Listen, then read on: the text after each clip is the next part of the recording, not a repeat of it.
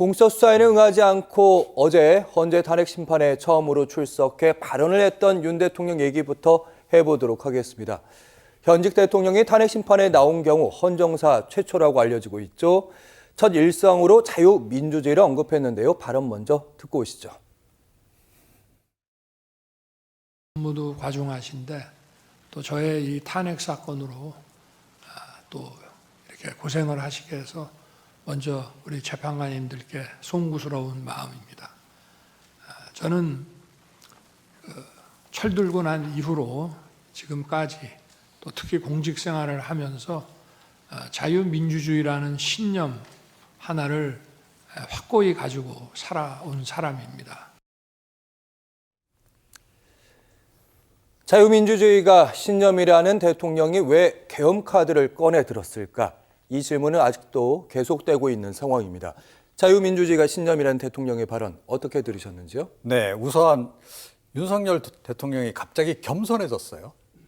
네, 이제까지는 굉장히 자기 변호에 어떻게 보면 강변하고 막 거의 어떻게 보면 약간 경로한 상태에서 막 발언을 쏟아내고 영장실질심사 동안도 40여 분 동안에 거의 격정토로 하다시피 했다는 거 아니겠습니까? 그런데 헌법재판소에 딱 오더니 헌법재판관들 보고 인사도 잘하고 굉장히 겸손해졌어요.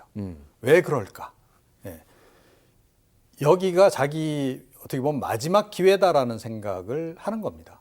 여기서 만약에 기회를 잡지 못하면 정말 자기는 탄핵당할 거다라는 위기감이 있기 때문에 온 거고 그렇기 때문에 전략도 바꾼 거죠. 이제까지는 그런 강변, 억지 주장 이런 것으로 했다라고 한다면 헌법재판관들한테 그거 안 통할 거다. 그 판단을 내린 겁니다.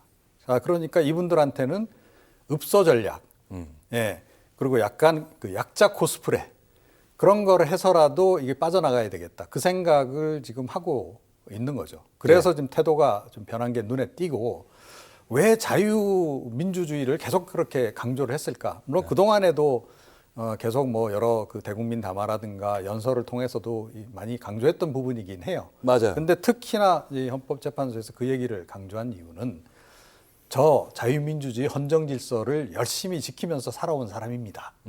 그 얘기예요. 그리고 비상계엄도 그걸 지키기 위해서 불가피했습니다. 그 주장을 하고 싶은 겁니다.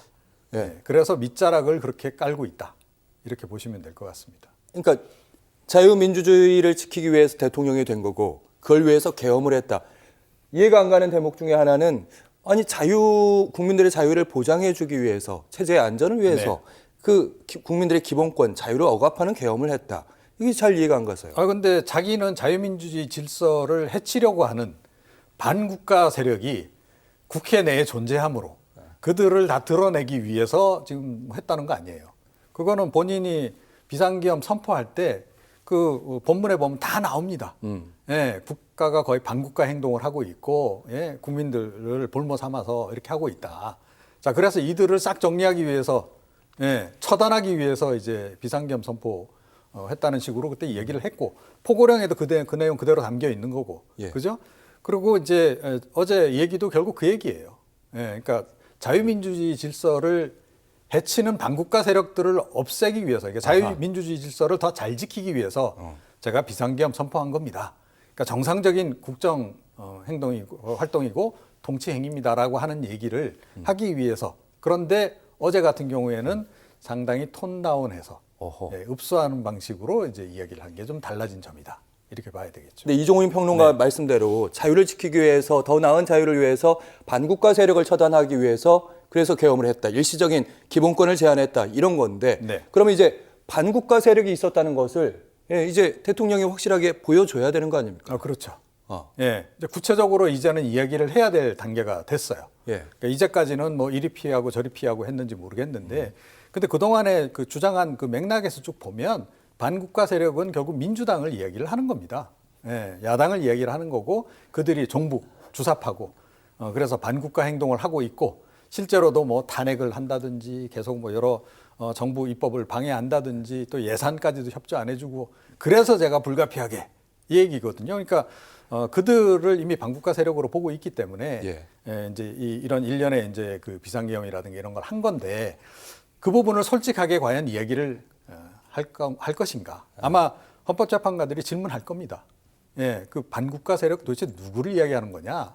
예, 당신 뭐 그 비상계엄 선포할 때 그 딱 구체적으로 아예 딱 지적을 그 표현을 썼던데 국회를 이야기하면서 네. 국회 이야기하는 거냐?